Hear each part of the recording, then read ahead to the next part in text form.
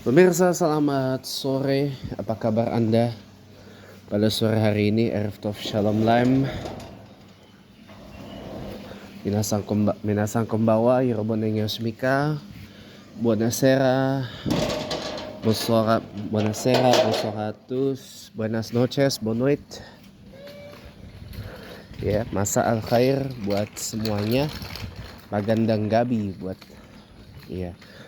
Jadi kawan-kawan semua, bang. Kawan saya itu sebenarnya saudaranya Mogan, saudara saya juga. Teman-teman semuanya, kita langsung aja ya biar gak terlalu panjang. Jadi teman-teman itu harus tahu bahwa sebenarnya Presiden Prabowo Subianto menugaskan Wakil Presiden Gibran Rakabuming Raka untuk berkantor di Papua untuk menyelesaikan persoalan-persoalan di Papua. Itu bukan berarti Bapak Presiden itu membuang Wakil Presiden, enggak teman-teman. Jadi saya bukan bermaksud untuk ngebela atau gimana ya, enggak. Cuman saya perlu beritahu Anda supaya tidak salah. Jadi sandaran dari hal itu adalah ini teman-teman. Saya beritahu Anda dasar hukumnya, dan ada lembaga yang memang diketuai oleh Wakil Presiden RI yang menangani Papua, teman-teman. Ya. Nama lembaganya adalah kalau disingkat BPP, teman-teman. Badan Pengarah Papua. Kalau lengkapnya Badan Pengarah Percepatan Pembangunan Otonomi Papua. Singkatnya Badan Pengarah Papua.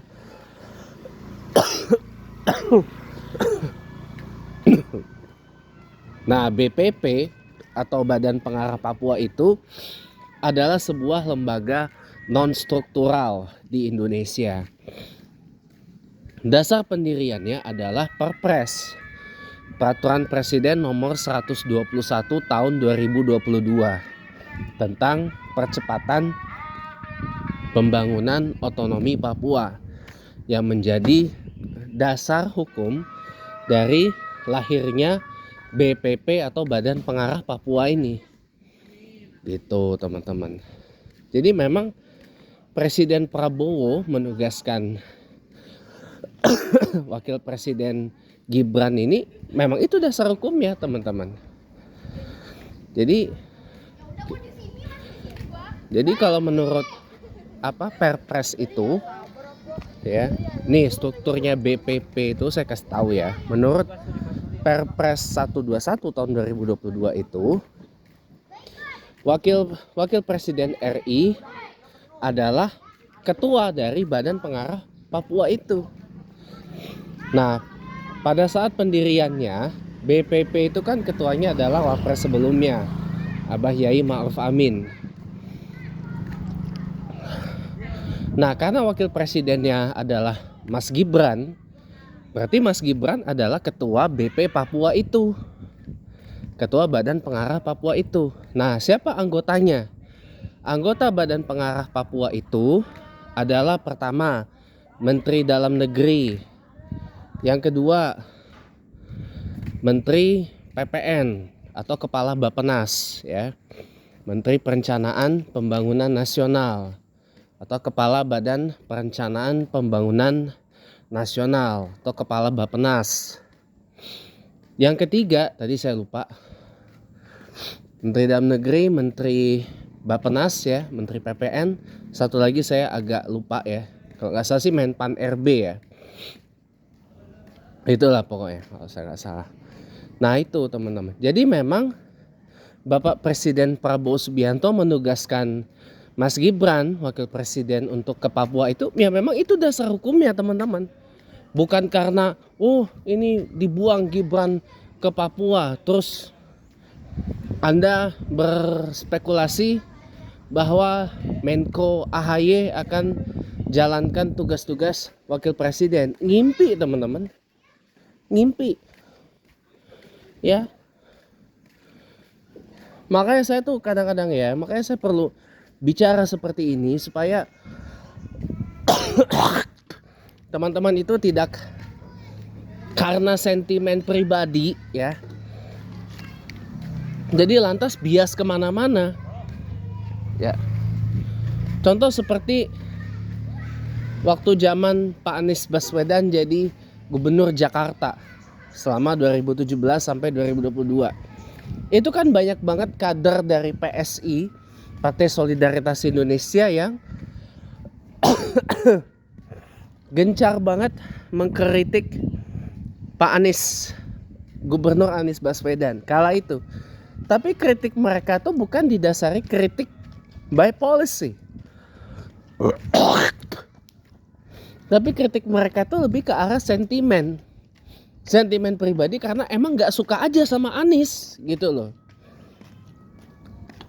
Karena memang nggak suka aja sama Anies gitu. Mungkin Anies Baswedannya terlalu pintar, atau mungkin terlalu islami, karena pada saat itu kita tahu sendiri kan, Pak Anies Baswedan itu didukung oleh banyak ulama-ulama besar, terutama imam besar kita Maulana Habibana Muhammad Rizik Syihab gitu kan. Gitu teman-teman. Jadi siapapun yang berdekatan dengan imam besar HRS itu pasti akan dibenci habis-habisan oleh PSI, teman-teman. Pasti akan ditikem habis-habisan sama PSI, teman-teman. Pasti akan dihujat, dicaci maki, dicerca habis-habisan sama para termul, pasti.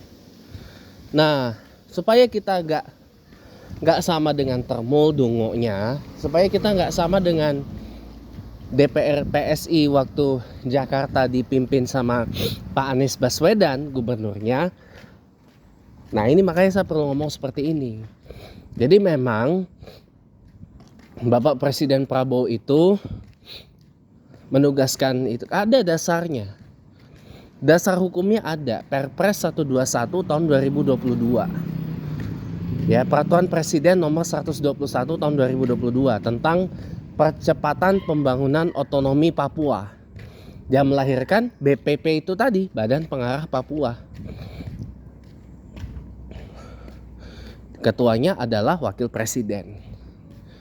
Nah, apakah sekarang pertanyaannya, apakah kantor BPP itu sudah ada? Sudah, teman-teman. Kantor di Papua sudah ada? Sudah, teman-teman. Nah, maksud Bapak Presiden Prabowo menugaskan itu, memang itu dasar dari sononya udah begitu. Kecuali kalau perpresnya dirubah. Kecuali kalau Peraturan Presiden nomor 121 tahun 2022 itu dirubah dengan perpres yang baru. Nah, sebagai contoh kayak Perpres 31 tahun 2020 ya, dirubah dengan Perpres 148 tahun 2024 tentang Kementerian Sekretariat Negara, yang mencabut Perpres 31 2020 dan Perpres 55 2020 tentang Sekretariat Kabinet misalkan. Dilebur tuh Sekretariat Kabinet Setkap ke Kemensetnek. Jadinya nomenklaturnya sekarang Setdukap, Sekretariat Dukungan untuk Kabinet gitu. Jadi sekretaris kabinet itu tidak lagi eselon 1 setaraf menteri, tapi turun jadi eselon 2 gitu. Nah, itu bisa kita berasumsi kayak gitu. Tapi kan ini perpresnya belum dirubah. Peraturan presidennya belum dirubah. Kok bisa main simpulkan kayak gitu? Kecuali kalau Perpres 121 itu dirubah gitu. Misal ketua Badan Pengarah Papua adalah Menko Infrastruktur, misal. Itu bisa teman-teman berasumsi kayak gitu. Tapi kan kenyataannya enggak, belum. Atau ketua Badan Pengarah Papua misal adalah presiden sendiri. Dalam hal ini Bapak Presiden Prabowo Subianto misalkan. Itu bisa teman-teman berasumsi seperti itu. Tapi nyatanya apa yang dilakukan oleh Presiden Prabowo Subianto ini itu ada dasar hukumnya. Makanya biar kita nggak dongok-dongok banget kayak termul, saya harus ngomong seperti ini teman-teman. Makanya pesan saya satu, kita boleh tidak suka dengan manuver politiknya Gibran, kita boleh nggak suka dengan manuver politiknya keluarga Jokowi, tapi ya jangan dongok banget sampai ngarah ke sentimen gitu loh. Tetap aja kita harus lihat apa dulu nih dari lihat dulu apa dulu nih maksud dari pernyataannya itu. Makanya saya perlu ngomong seperti ini, bukan diasingkan, enggak. Memang dari dasar hukumnya seperti itu, kecuali teman-teman mendorong Bapak Presiden Prabowo merubah Perpres itu. Perpres apa Pak? Peraturan Presiden nomor 121 tahun 2022 tentang percepatan pembangunan otonomi Papua yang melahirkan Badan Pengarah Papua tadi. Jadi maksud Pak Prabowo adalah menugaskan Wakil Presiden Gibran Rakabuming ini sebagai Ketua Badan Pengarah Papua. Karena jangan salah, Wakil Presiden RI itu nggak hanya sekedar Wakil Presiden. Wakil Presiden RI juga mengetuai sejumlah lembaga non-struktural, tidak hanya Badan Pengarah Papua saja, tapi juga mengetuai ada beberapa lagi. Wah, hari Sabtu ya? Wah, hari Sabtu ya, tanggal 12 Juli ya, bukan hari Ahad ya? Waduh, sayang ya. Kalau hari Ahad lumayan itu.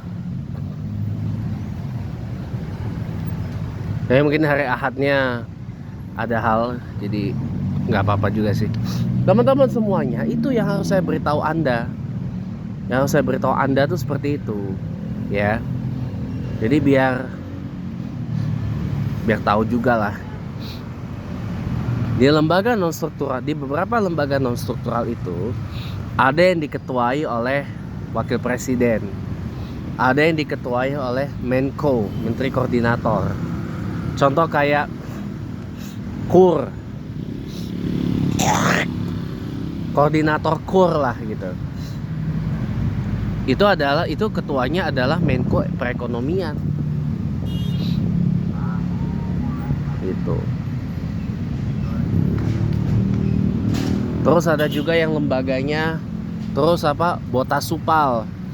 Botasupal tuh Badan Otorita Pemberantasan Rupiah Palsu.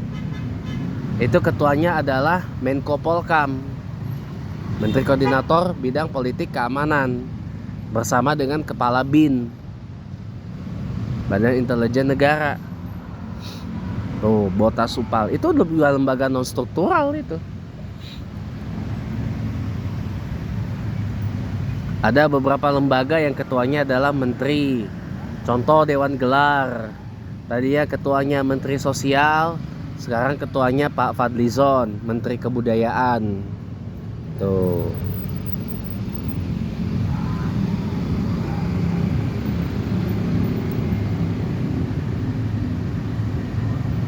Jadi gitu teman-teman.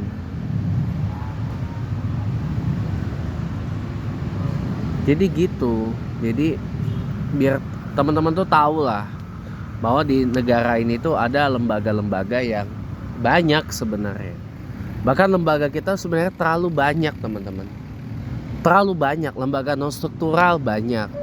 Lembaga pemerintah non kementerian banyak, meskipun kemudian ada beberapa yang dilebur-lebur. Contoh kayak Batan, BPPT, LIPI sama Lapan dilebur jadi satu, membentuk namanya BRIN tahun 2021. Itu adalah konsolidasi dan penggabungan dari 4 yang tadi. Terus Bakorkamla diganti jadi Bakamla, Badan Keamanan Laut. Gitu. Banyak, kebanyakan malah sebenarnya. Kebanyakan ya, sebagian diabsorb jadi kementerian. Ntar ada kereta. Ini 205 Depok 58 stasiun.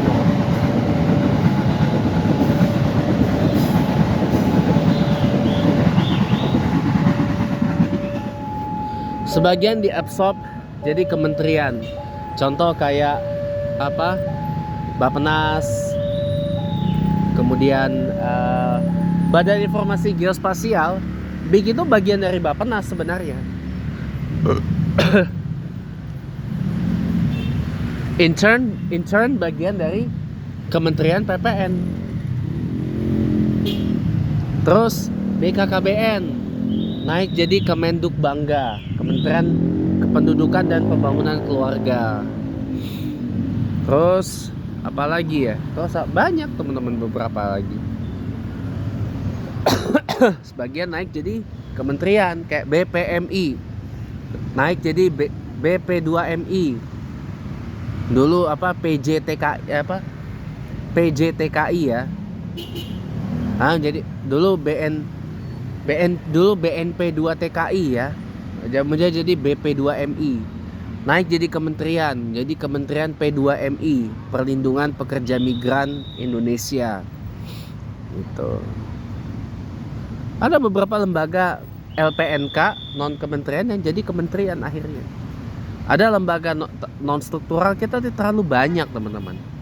Ya, Undang-Undang KPK tahun 2019 bikin KPK jadi salah satunya dari lembaga non struktural itu.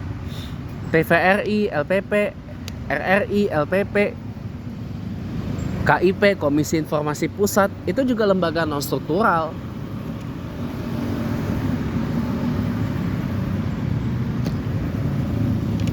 Yang kita bicarain BPP, Badan Pengarah Percepatan Pembangunan Otonomi Papua atau BPP, Badan Pengarah Papua, itu lembaga non struktural.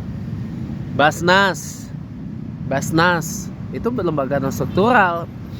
BWI, Badan Wakaf, itu juga lembaga non struktural. BPKH itu lembaga non struktural. BPKH, BPIH, ya, itu lembaga non struktural teman-teman. Non struktural. BPKH, BPIH itu lembaga non struktural. Lagi. Ya. Terlalu banyak kita itu lembaga non struktural itu. Terlalu banyak lembaga gitu loh. Ini mau dibikin lagi Badan Otorita Giant Sea Wall. Tuh kan.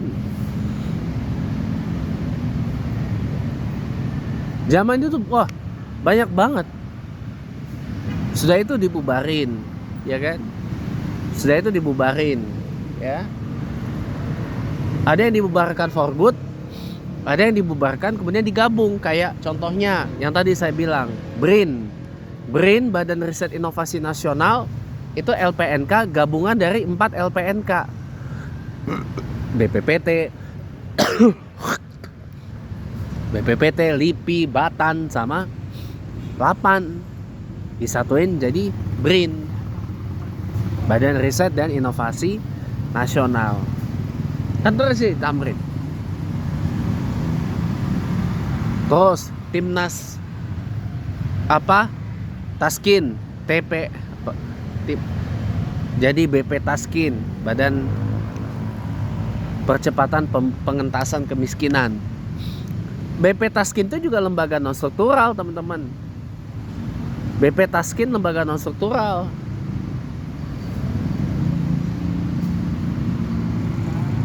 Itu biar tahu teman-teman juga.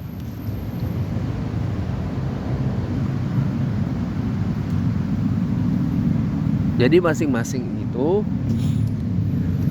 jadi baik lembaga LPNK, lembaga pemerintah non kementerian, maupun lembaga non struktural LNS, itu masing-masing ada dasar hukumnya. Dan kesemuanya itu teman-teman dibentuk lewat peraturan presiden.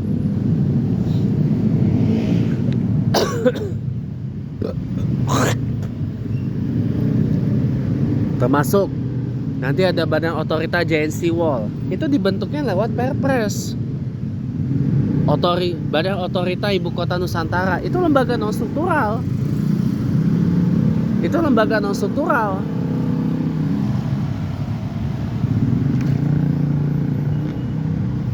Lembaga non struktural yang dibentuk juga lewat Perpres.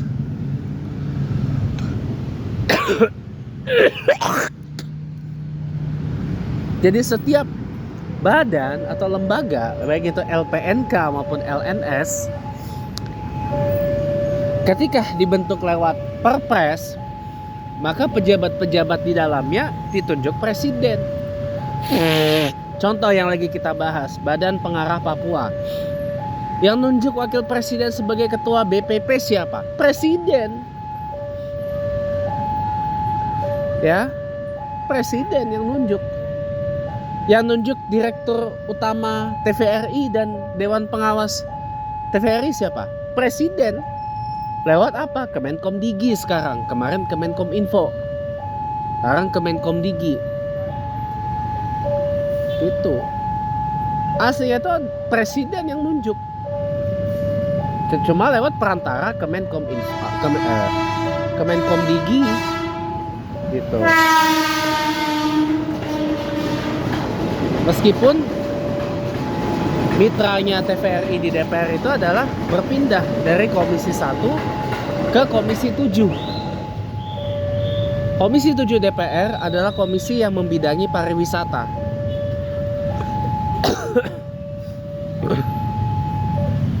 Mitra utamanya adalah Kementerian Pariwisata dan institusi lain yang dianggap perlu. Contoh seperti Otorita Candi Borobudur,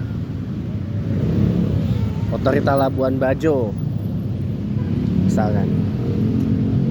Itu juga lembaga non struktural, teman-teman.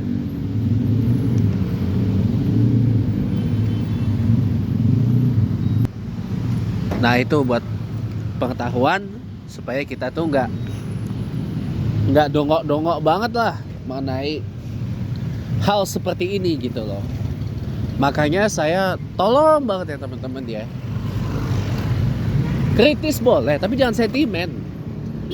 Nggak suka boleh, tapi jangan sentimen.